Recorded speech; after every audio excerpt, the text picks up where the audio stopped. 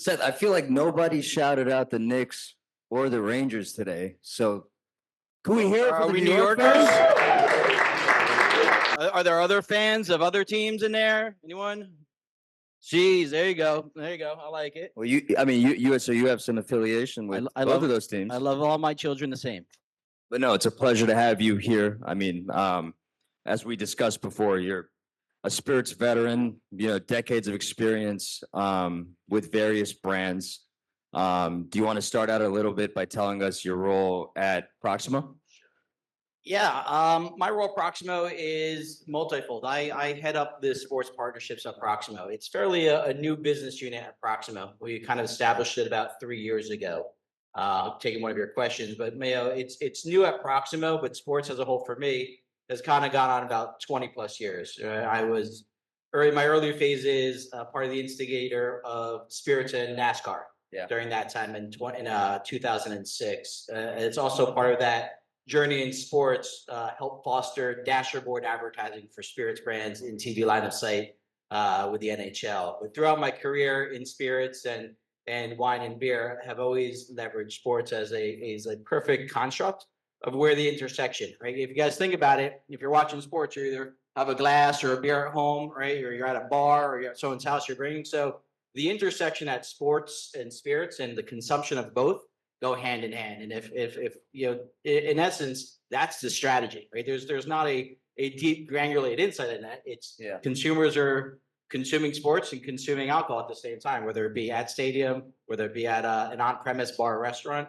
or home. Yeah. Now, you've been doing this and you've seen a lot of shifts in consumer habits, digital, different ways to activate league sponsorships, team sponsorships.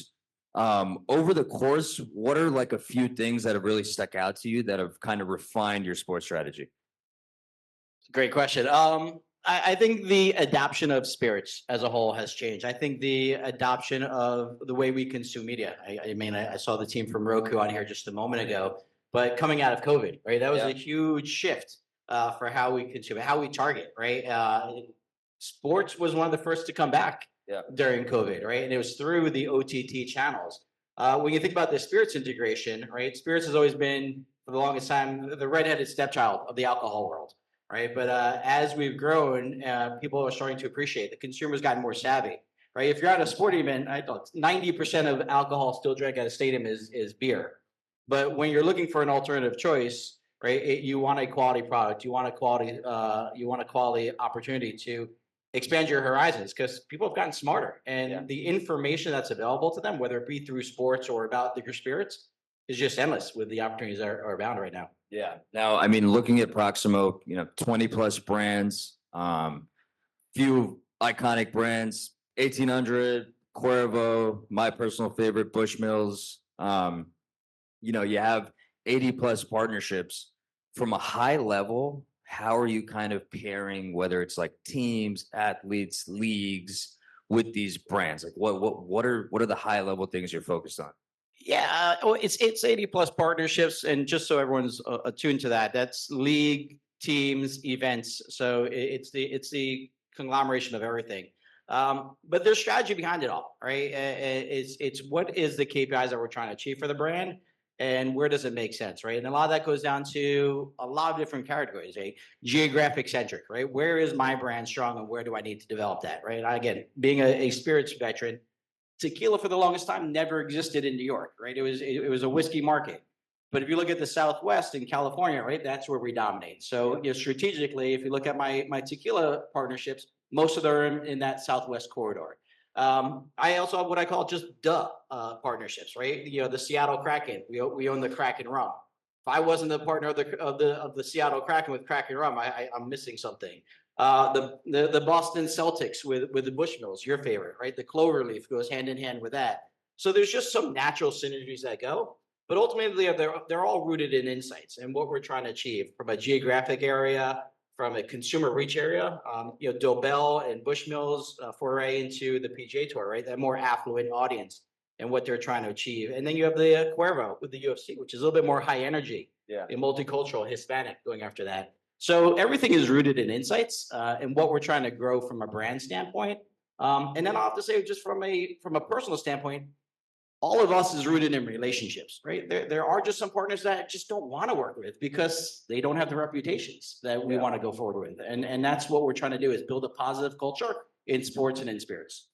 Now, Dobell's an interesting one because you've recently gotten into a lot of tennis in addition to golf. Can you like go into what's working in that segment and kind of how you guys are expanding that partnership with tennis? Yeah, I think it's providing options, right? I think the honeydews has always been synonymous with the U.S. Open, but just seeing the growth of what we did with introducing the Ace Paloma to give people an option. I mean, tequila is the fastest growing category in the spirits industry right now. So identifying, giving consumers the need of what they're looking for or the options of what they're looking for expands those horizons. So including with golf, again, it was a one brand partnership for 7 years. Right, that brand walked away. And my friends at the PGA Tour have opened it up to 3 OMPs, right? We actually happen to have 2 of the 3 spaces. But again, it's infiltrating the consumer audience with the right partners. And it's not just at the event, right? What I coach and what I kind of, advocate for all my sales partners, my brand partners, is winning on site is only a small portion of it, right? Sports is a convoluted, crazy matrix, right? It's TV, it's engagement. In my world, it's commercialization. Right, I'm a CPG company at the end of the day. If I'm not moving a product and someone's not buying it off shelf, I'm not doing the right thing. I can grow as much brand awareness, but if it's not out there and we're not communicating that across all the different entry points, I've missed the boat and my teammates have missed the boat as well. Now, so that's a great segue into digital, right? As you expanded on it, and what I like to call it is like the magnifying lens approach in how you're converting these big sports sponsorships, IRL, into targeting these consumers on various digital channels. Like, how do you and the team approach that? Yeah, great question as well. It's an ongoing conversation and dialogue. I think literally just had this conversation with my digital lead internally about introducing e-commerce, right, through these assets. So guys, for us that buy partnerships, we've got a plethora of assets, right? And some of that includes that digital, right? We can easily do the rinse and repeat and throw a logo slap on there. But how do we make all these assets work harder, right? Whether it be digital, whether it be a sweepstakes, whether it be an ambassador usage. But from the digital space, we can super hyper target to who we're trying to get to, right? There's insights and there's knowledge and there's ways to identify who is consuming our brand and who is consuming that equal sport, and pitting them against each other just helps us maximize our investment and maximize our spends against that investment. Now, the UFC partnerships are really interesting to me because there's been a lot on like the case studies with Modelo and Cuervo, and how the UFC is basically creating this unique market presence for their sponsors and really, hyper growth in these segments. Like, can you go into like what makes the UFC a differentiator in these sponsorships? Yeah, I think Dana White and the team at Endeavor, TKO, UFC have done a great job. I mean, they're great partners, and they were open to it, right? We took a risk with them, and they took a risk with us during the pandemic, and they were one of the first ones back into it. So it was a great relationship, and it has continued to be a great relationship. We know about 22% of UFC fans go out and watch UFC fights at bars, where versus the general audience is 17%, right? So automatically we're increasing our reach by 5%. The UFC also has a high conglomerate of Hispanics, right? We sponsor with Jose Cuervo Tradicional. If you guys haven't tried the Cristalino, there's my little plug. It's fantastic. But it's finding the right audience, finding the right demographic, and finding the right resources. Our partners at the UFC has also been great, right? If we come up to them with a platform or an idea, they are one of the more innovative, risk-taking properties out there to try something new. And their growth has been explosive, and we're happy to be a part of it, and we hope to continue to be a part of that for long term. And, I know, we talked briefly about developing the Proper 12 brand and kind of working with Connor, anything from a high level, from kind of taking a brand from 0 to 1. Like, I'd be super curious on your approach. Yeah, I think, Connor was a great case study, and he is a great case study, not just from the UFC, but I'll take that even beyond Connor. I'll take that to more macro influencers, right? There's micro influencers and there's macro influencers. We work with a number of macro influencers, right? With regards to Carmelo Anthony and 1800, with John Rahm and the PGA Tour, and Conor McGregor's still integration with Proper number 12. So it really depends on the level of engagement, right? The engagement of these athletes, the engagements of these personalities, and how much they want to be involved. I again been involved with spirits for a long time. I've seen the influx, and you asked earlier about the transition. You see a lot more celebrity engagement with spirit brands, and not all successful, right? I think it's finding the right chemistry, the right product, and the authenticity to really make that grow. With regards to John Rahm and Dobell and PJ, right? He is a Spaniard. He is keen to that. We work very closely with Brandon Moreno in the UFC. We actually built, if anyone hasn't been to Tequila, Mexico, by the way, it is a real place. It is fantastic. I will call it the Sonoma of Mexico. Go to it. Cuervo has an amazing distillery, but they built an octagon in the middle of the agave fields. And Brandon and his team came down there and did some sparring and down there. So it really depends on the level of engagement that the macro influencer has, whether it be Connor, whether it be John, whether it be Carmelo, or any of that my partners utilize as well. Now, we were talking earlier about the power of partnering with these teams and the brands and kind of driving incremental. And I know you used the Lions example. I think that would be really cool to share some of those. Yeah, what I shared was the IP, intellectual property, to me is the most valuable asset you can buy that has no price value to it, right? Because it's hard to put a value on what is my name and my brand worth, right? But I make sure that we're leveraging and maximizing every aspect of these. And as I mentioned, to me, the IP is the most important, right? So I think I heard some of the other speakers talk about localization, right? I buy these macro brands and these national brands, but I can tie a Detroit Lions logo onto a bottle of 1800. Now I've just localized it and built that affinity for that local fan. And I can tell you guys, we had, everyone has a baseline. I need to sell this to make my number back, make my organization happy. We sold an incremental 8,000 cases. For those that don't know in the spirits world, that's a ton of money and profit for the organization. That's above and beyond what we were expecting. And we heard people were flying into town to buy that, right? People were shipping that product out, right? We did the 1800 team did it across six of our properties. And we have a strategic approach how we address that so we don't water it down. But it's really finding that niche. And to me, that niche is leveraging the IP to localize your national brands to build that affinity with the local audience and local fan base. And even going beyond that, how are you capturing? I mean, social media trends, like it moves so fast, especially now you have teams in the playoffs, right? And you have things happening daily. Like, how are you kind of honing in on these pop culture trends? And even like you were talking about micro versus macro influencers, right? It's like what's your kind of take on developing this like real time strategy to take advantage of these things? Another great question, right? I have 4 teams currently contending for a championship, right? Celtics, Knicks, right? Let's go Rangers and the Colorado Avalanche, right? So we're preparing everything in parallel, right? So we just talked about, packaging. How does my team have one package that is just ready to go with leveraging the IP, but how do we have one to celebrate the celebratory moments? And I say celebratory moments because that's ultimately what I do, right? If you think about it, we're cheersing, we're toasting, right? We're having a drink every time our team scores or wins a game. So whether it be through digital, whether it be through packaging, whether it be through ATL communication at the right time, it's having that infrastructure and the ability to navigate and shift based upon the different situations, right? Because the world is fluid. Yeah. Right. I never know. I don't know what's going to happen 5 minutes from now. If I did, I'd be at a sports book. I tell my teammates this I won't do a deal based upon win-loss records because if I could tell you that, I'd be at a sports book all day long. Right. Let's go FanDuel. But it's being able to react. Yeah. It's being able to react in real time and having the courage and the nuance to know how to do that. Yeah. Can you talk about the few shout outs where you partnered with the team and they won the title? Proximo is your lucky charm, guys, not just from your drinking. Yeah, we I have a 10-year-old son. I'm very proud of it. He joins me on the road on occasion.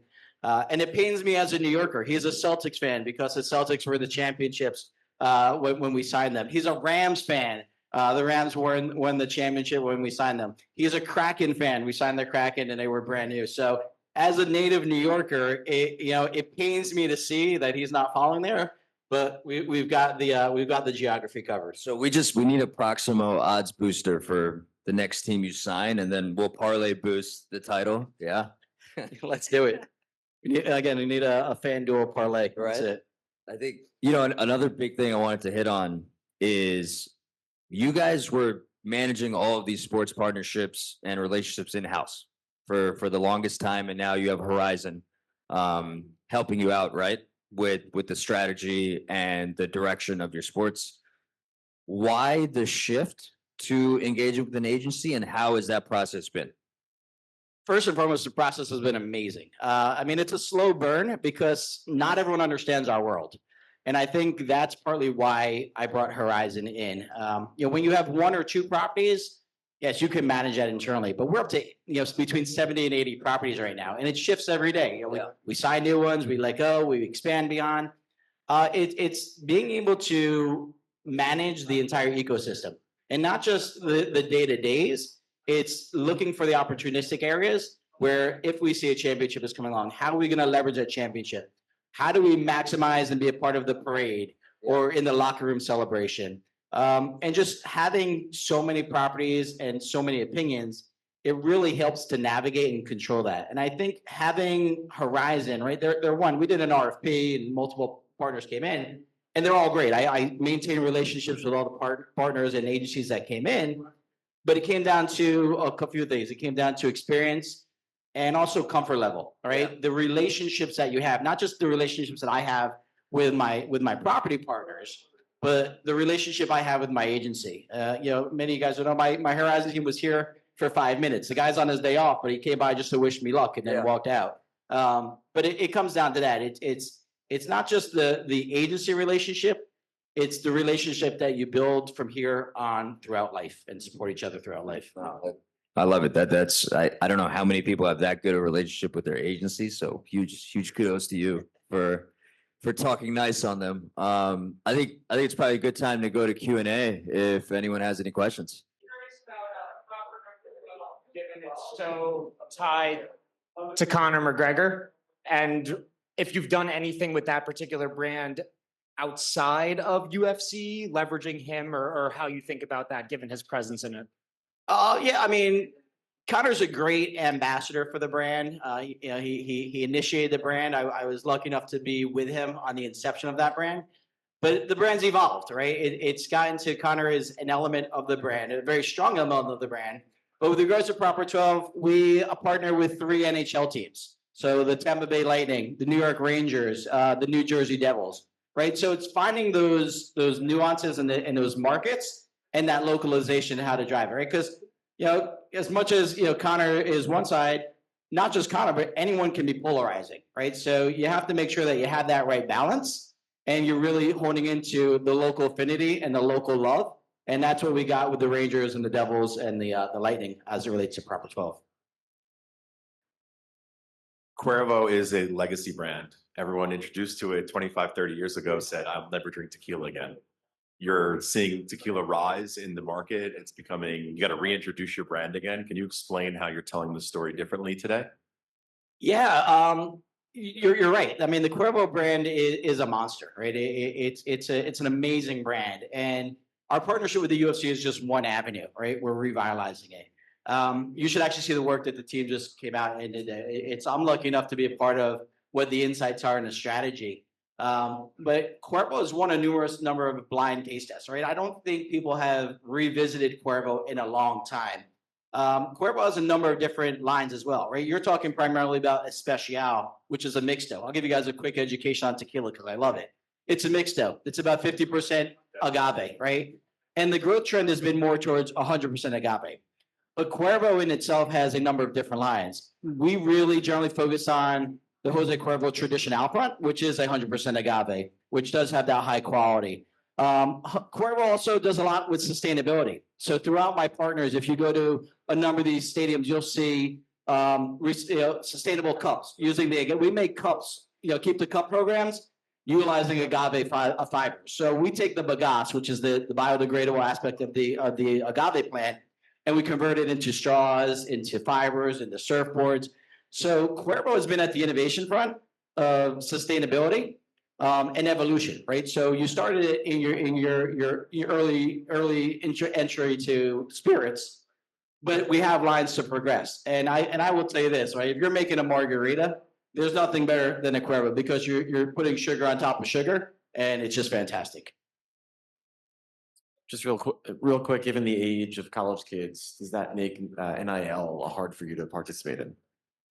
We have tried what I call iHubs, intellectual hubs, and we do walk a fine line, right? It is a balance, but we generally target the alumni group and the alumni sector for that, right? And even attendees of college games, we're really concentrated about where we focus, right? So we'll be in the club spaces of where we know the LDA, legal drinking age, is well above that aspect.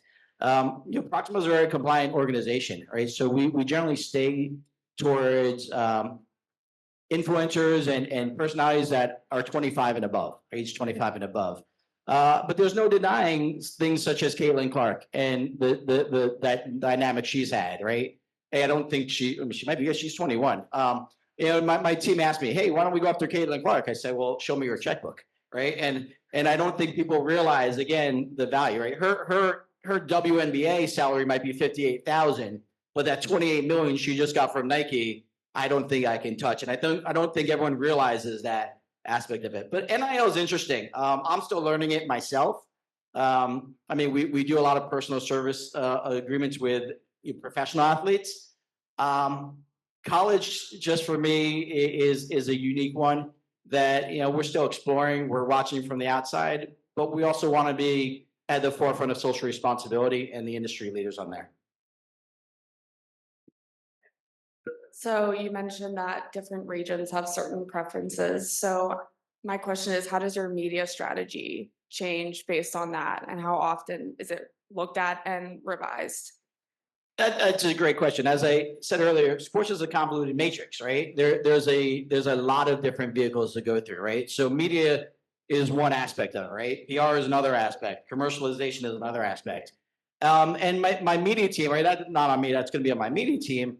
But they constantly go through. I'm on calls with them. We sit down. We talk about our partnerships. How do we maximize? And they do their buys based upon that. And have seen my teams now integrating their 30 and 15-second commercials into the properties that we do, right? So if you're watching a UFC event, you'll see a heavy concentration of Cuervo advertising there.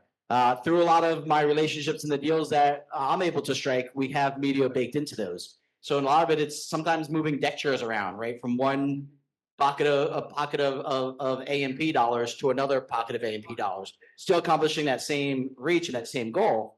But yeah, they are definitely targeted. They take a same lens that I do about what are the emerging and where we're trying to grow, or where do we want to maintain ownership of and keep building and funneling that way.